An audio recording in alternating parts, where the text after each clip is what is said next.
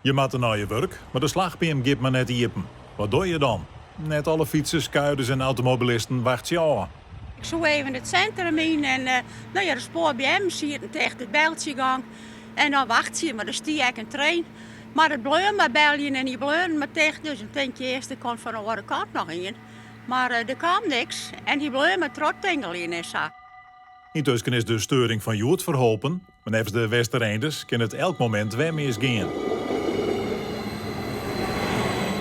En Skofje, dat denk je verder door het al langer. Dat is spoor bij hem met hem heen kennen. Maar ik hier voetbal in de gaten, omdat het skering en inslag is. We hadden al 2 weken hebben we tegen geweest. Trouwens, wegens vakantie, dus ik weet niet hoe het gang is. Maar in die weekend daarvoor was het eigenlijk ook wel een dagelijkse aangelegenheid dat hij bij hem tegen bleef.